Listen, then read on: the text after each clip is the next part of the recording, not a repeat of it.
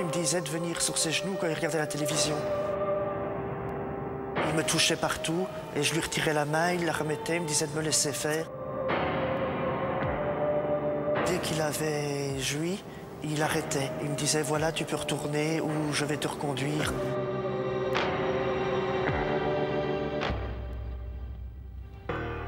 L'histoire de Joël de Villers paraît issue de la nuit des temps. C'est pourtant une histoire d'aujourd'hui et de chez nous. L'histoire d'un enfant perdu au cœur de la perversité des hommes de Dieu, ce Dieu en qui il croyait tant. C'est ici que je venais servir toutes les messes depuis que j'avais 8 ans. Les mariages, les enterrements, les baptêmes, tout ça je servais. Et petit à petit, je suis même devenu sacristain. C'est moi qui rangeais, qui préparais tout, qui allumais le chauffage, qui nettoyait les escaliers quand il y avait les mariages pour le riz, tout ça. Donc je passais beaucoup de temps ici. J'ai eu les clés vers l'âge de 13-14 ans. Je faisais toujours les copies des chants et je chantais, la chorale chantait au-dessus. Et alors moi je chantais d'ici, j'aimais bien. Joël a grandi à Aubange, un village de la Lorraine belge situé à un pas de la France et du Luxembourg. Ici on a gardé la foi et l'église reste au cœur du village. Le petit Joël est issu d'une famille modeste et la maison est trop étroite pour les 4 enfants. Timide, renfermé sur lui-même, Joël se sent de trop. L'église d'Aubange va devenir son refuge, les prêtres, sa deuxième famille. Des fois, je lui disais un mot comme ça, puis il savait me sortir directement l'article de telle Bible. Il me disait l'article tel, c'était 7 passages. La religion, c'était important pour lui. C'était très important. À côté de l'église, il y a le presbytère. C'est là que Joël passait l'essentiel de son temps. C'était de bons prêtres, alors je les avais pris comme modèle et je m'étais dit que j'allais faire comme eux, la même chose comme métier plus tard. C'est une vocation qui est née tout doucement. Oui. Le curé, lui, il avait dans la soixantaine, donc pour moi c'était mon grand-papa, quoi. Il était très gentil. Après l'école, Joël ne rentre pas chez lui comme les autres enfants du village. Ses devoirs, il les fait chez les sœurs qui habitent le village. Et c'est chez elles que j'allais faire mes devoirs tous les jours. Je soupais chez elle et puis après j'allais à la messe avec elle, à l'église. Mais le temps passe et les abbés vieillissent. En 1987, un nouveau vicaire arrive dans la paroisse. Il s'appelle Gilbert Hubermont. Il est jeune et vit avec son temps. Très vite, il parvient à capter l'attention des jeunes du village avec des jeux qui les attirent. C'est que chez lui, il faisait venir beaucoup d'enfants parce qu'il avait les consoles Nintendo. C'était en 87, donc il était dans l'avant-garde, comme on peut dire, quoi. Il avait aussi le baby-foot. Moi, comme mon ancien curé était parti, l'ancien vicaire aussi, je n'avais plus leur affection que j'avais. L'enfant de cœur n'a plus ces vieux prêtres chez qui il peut se réfugier. Et dans sa famille, l'amour ne se dit pas et ne se montre pas. Dans ma famille, on n'avait même pas l'habitude de s'embrasser pour dire bonjour. On disait bonjour comme ça. On s'embrassait qu'à la nouvelle année ou aux anniversaires. Il n'y avait pas beaucoup de démonstration physique de l'attachement et des sentiments. Oui. Gilbert Hubermont est apprécié des enfants du village. Il sait leur parler. Et puis, il y a ces jeux et cette télé que l'on regarde ensemble. Dans son bureau, il n'y avait qu'un fauteuil. Et alors, d'office, quand il regardait la télévision ou que les enfants devaient jouer au Nintendo, les enfants se mettaient soit par terre sur le tapis ou soit sur ses genoux à lui. Joël souffrait de carences affectives et supportait mal la présence des autres enfants. Le jeune vicaire l'a vite compris. Et il lui fixe alors des rendez-vous en tête-à-tête. Alors il me disait, viens tard le soir, on sera tous les deux tout seuls. Et alors d'office, j'allais sur ses genoux, il regardait la télévision. Et moi, j'aimais bien cette affection-là. Et je voulais m'endormir contre lui, quoi. Et tout de suite, lui, il me touchait partout. Et je lui retirais la main, il la remettait, il me disait de me laisser faire. Ça commençait quoi? Par des caresses sur les épaules, sur le visage? Le visage. Ça vous gênait déjà? ça chatouillait, je n'aimais pas ça, quoi. Et alors il me disait de me laisser faire, et moi je fermais toujours les yeux, parce que je n'aimais pas, mais... Et alors... mais vous acceptiez quand même. Voilà, mais parce que chaque fois que je lui retirais la main, il recommençait. Et alors il me disait de me laisser faire, donc je me laissais faire. Bien souvent, l'abuseur va dire « Ah oui, mais l'enfant l'a demandé, l'a cherché ». Donc ça, c'est vraiment la perversion de la relation. Ce n'est pas du tout à l'enfant à dire non, je dirais. C'est à l'adulte à savoir quelle est la loi, quel est le comportement normal à avoir par rapport à un enfant. Ça a été très rapidement au niveau du sexe, quoi, rapidement. Et là aussi, je retirais la main, il la remettait et il voulait que je lui caresse aussi à lui. Et alors j'étais obligé de le faire. Mais toujours je gardais les yeux fermés parce que je n'aimais pas. Ça a été progressif, ces attouchements? Progressif, mais très rapide, puisque j'allais quasi tous les jours chez lui. Et donc ça a été très rapide, quoi. Mais je veux dire, à partir du moment où il est arrivé ici, oui. il a fallu combien de temps avant que... C'est très rapide, 15 jours à peu près, quoi. Joël se sent prisonnier de cette affection confuse qu'il éprouve pour le vicaire. Prisonnier aussi de la peur de se voir retirer ses quelques privilèges au sein de la paroisse. J'avais peur que si je refuse, il ne me donne plus les clés de l'église et j'étais aussi le responsable des enfants de chœur. Et quand lui est arrivé, c'est lui qui a été le responsable des enfants de chœur. Il faisait des réunions avec les enfants de chœur. Donc moi, j'avais peur de perdre ma place. Est-ce que c'est allé de plus en plus loin, les abus? Oui. Et alors, dès qu'il avait joui, il arrêtait. Il me disait, voilà, tu peux retourner ou je vais te reconduire. Dès qu'il avait eu son plaisir, c'était fini. Donc c'est ça qui l'intéressait, quoi. J'étais son objet sexuel. C'est comme ça que vous l'avez ressenti? Oui. Et plusieurs fois, je lui ai écrit pour dire que je ne voulais pas être son pantin, que je ne voulais plus faire ça, tout ça. Et malgré ça, il recommençait. Plusieurs fois, Joël écrit au vicaire. Il se sent utilisé, exploité, même lorsque Gilbert Hubermont lui demande de dormir avec lui. Il m'a demandé quelquefois de dormir, et alors il avait un très grand lit, et donc je dormais là, et là, il voulait encore aller plus loin, il voulait faire la pénétration, et moi je ne voulais pas. Donc là, j'ai quand même su le repousser, et il n'y a pas eu. Mais quelquefois, il a voulu faire ça. L'adolescent est devenu le jouet sexuel du vicaire, un jouet qui perd de son attrait quand on n'en a plus l'usage. Pour Joël, l'église devient alors son dernier refuge. L'église était mon refuge, mais de solitude, quoi. C'était pas rare que je vienne dormir ici, dans la sacristie. Donc je mettais un tapis comme couverture pour dormir. Personne ne s'inquiétera de cet enfant qui ne rentre pas chez lui pour dormir, qui passe des nuits à chercher une couche et qui ne parle pas des abus qu'il subit à un rythme presque quotidien. On aurait dit que je sentais quelque chose dans lui qui n'allait pas, dans ses yeux, que je voyais quelque chose qui n'allait pas. Et alors, quand je lui posais la question, ça allait toujours. Il trouvait toujours quelque chose à dire pour ne pas le montrer. Je ne l'ai jamais dit à mon papa, donc c'est ça aussi. J'aurais aimé lui en parler, mais j'avais peur qu'il culpabilise, alors je n'en ai jamais dit. Voilà. Qu'il culpabilise en se disant qu'il n'avait peut-être pas vu les choses, oui. Qu'il n'a pas pu s'occuper de vous. Oui. Joël ne sait pas à qui parler. Il se sent de plus en plus seul. L'enfant se renferme sur lui-même et il n'est pas rare qu'il se réfugie dans le clocher avec un drapeau belge comme couverture. À l'époque où les fêtes sont passées, j'ai voulu me suicider quelques fois. Donc j'allais au clocher et je voulais que les cloches me percutent et qu'on me retrouve quelque temps après mort là. Mais quelle est la version de Gilbert Hubermont? Quelle est sa réaction face aux accusations de Joël? Nous avons tenté de le savoir. Oui, bonjour, vous êtes bien sur le GSM de Gilbert Hubermont, mais je ne suis pas joignable pour le moment. Nous avons pu nous entretenir avec Gilbert Hubermont, mais il n'a pas souhaité s'exprimer en public.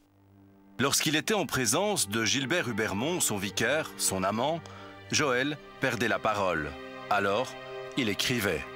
Quand il me ramenait chez moi ou que je devais partir, je revenais ici, j'écrivais un petit mot et je lui mettais sous sa porte.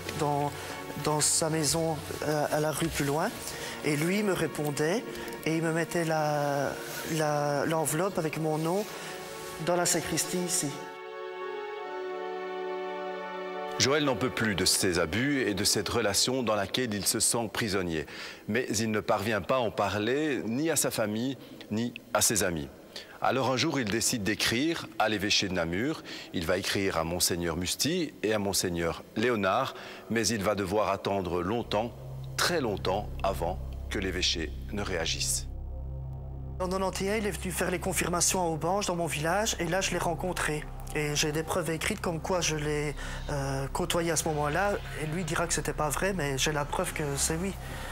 Et quand est-ce qu'il est au courant de ce qui se passe? Donc, à ce moment-là, je lui avais dit dans mon courrier que je voulais devenir prêtre. Et je lui avais dit qu'il y avait mon vicaire qui me faisait ça, ce qu'il faut pas, quoi. Et il a été au courant à ce moment-là. Mais après, il dira qu'il ne savait pas. Là on est en 91.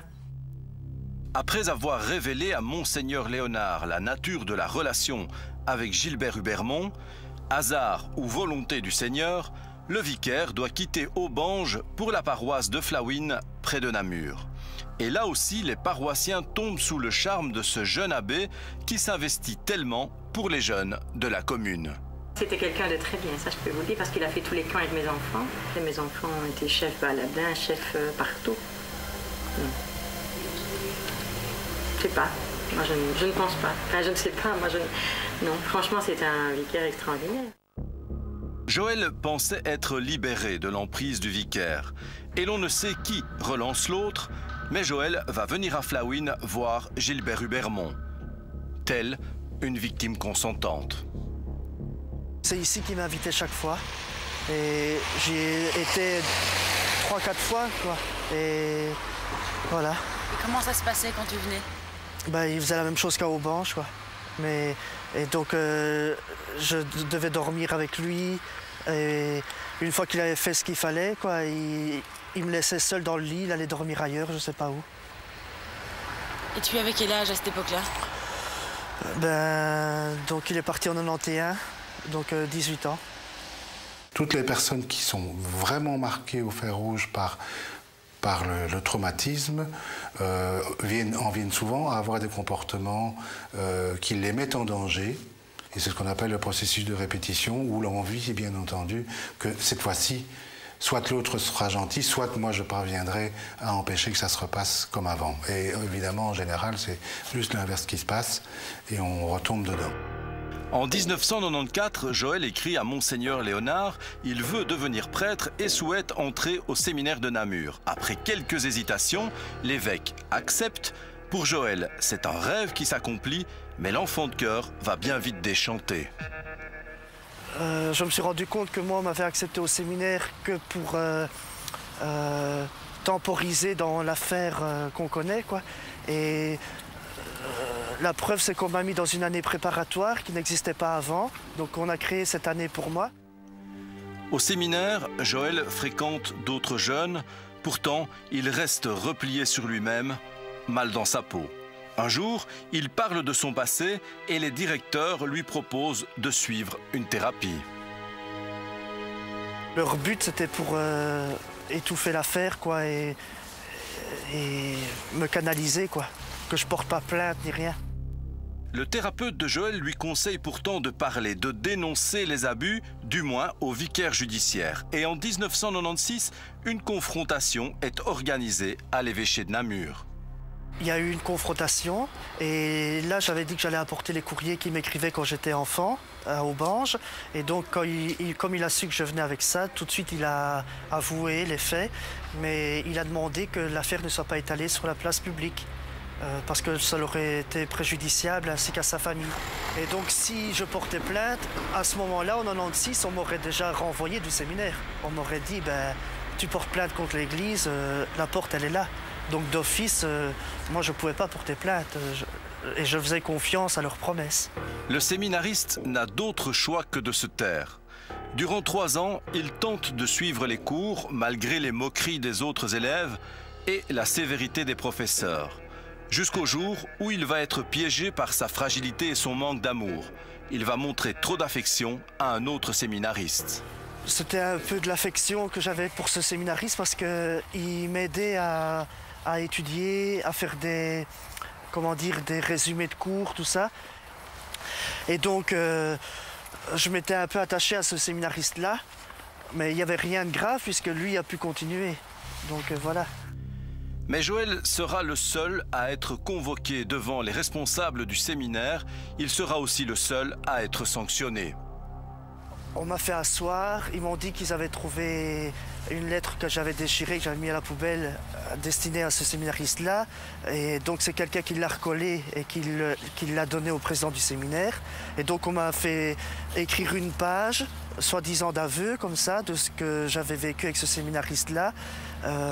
Et après on m'a dit, une fois que j'avais signé ça, on m'a dit voilà, on est lundi, pour vendredi tu dois être parti d'ici. Et voilà comment on m'a annoncé ça. Brisé par cette sanction sans appel, Joël ne sait où aller. Il se tourne alors vers celui qu'il croyait être son protecteur, Monseigneur Léonard, l'évêque.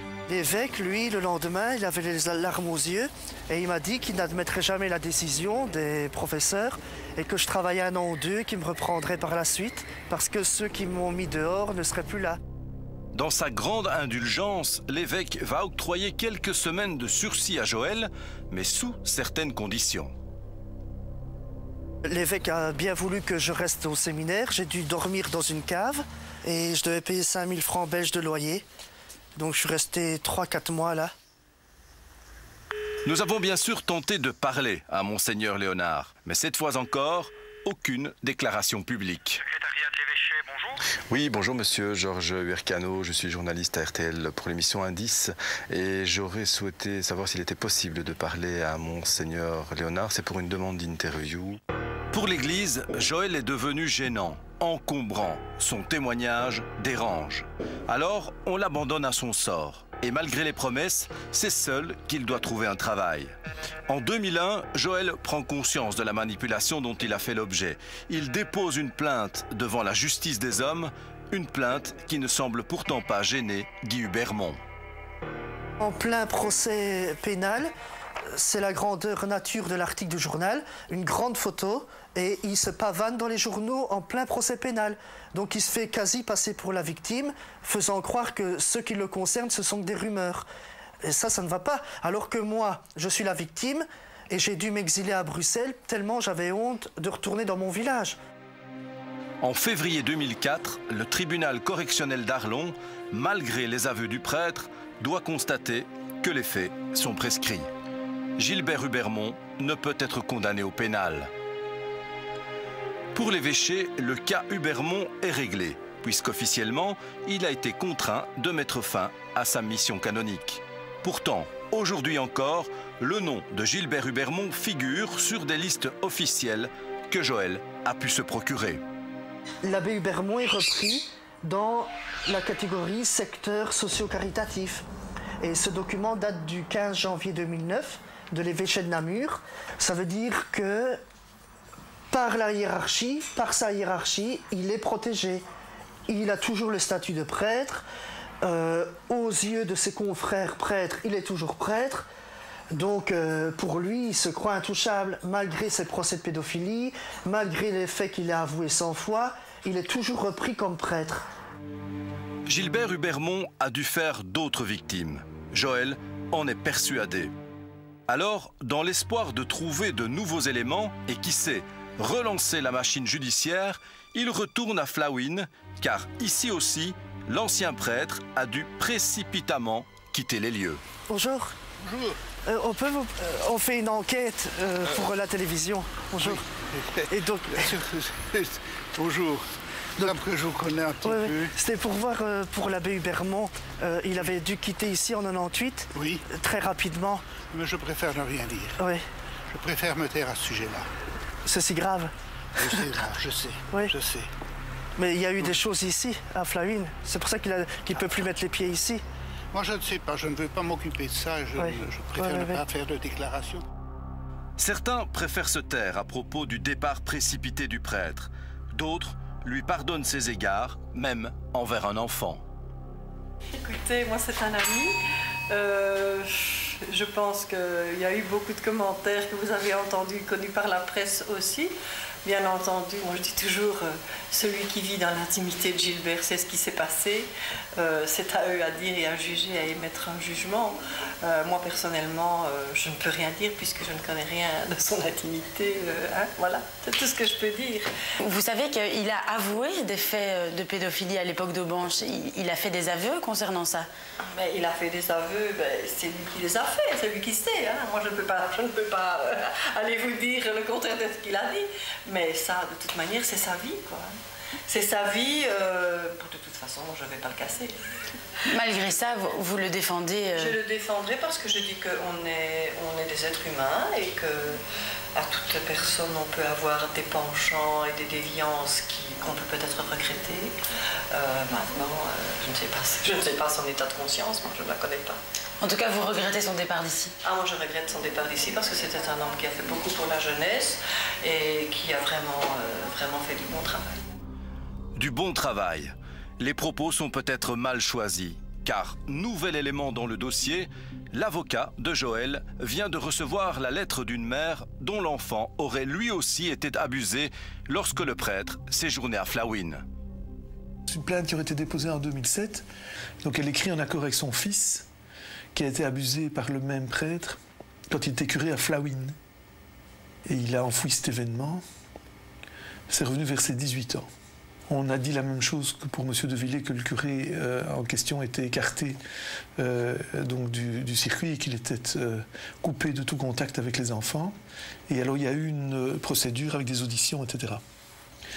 Et ils se plaignent que ça ne bouge pas du tout à Namur, qui est en charge de ce dossier. Et la maman dit notamment qu'il est temps que l'Église arrête ses pratiques de camouflage. Briser le mur du silence, espérer que les langues se délient, c'est un des derniers espoirs de Joël. Le jeune homme timide, lui, crie enfin toute sa douleur. Mais il crie avec cette voix d'enfant qui n'a pas mué, comme une cicatrice qui ne s'effacera peut-être jamais. Joël, vous avez une voix particulière, hein, qui est restée haut perché comme ça. Comment on peut l'expliquer? Ça, je sais pas. Je sais pas. Vous croyez que c'est peut-être dû à quelque chose? Pour moi, je dis que c'est ça, mais un expert va faire un examen. Vous dites que c'est ça, quoi? Que, comment dire, les abus qu'il m'a fait, ça m'a renfermé plus sur moi-même. Et alors j'ai pas mué, c'est comme ça. Ça vous a peut-être empêché de grandir, c'est ça? Oui, ça a empêché mon développement de la voix, quoi. C'est ce que les médecins disent aussi, que ça a été un blocage. Vous en voulez à cet homme aujourd'hui? Oui, oui. Surtout qu'ils m'ont pris pour un moins que rien sans arrêt. Un objet, comme vous dites? Oui, oui. Et même l'évêque aussi, quoi.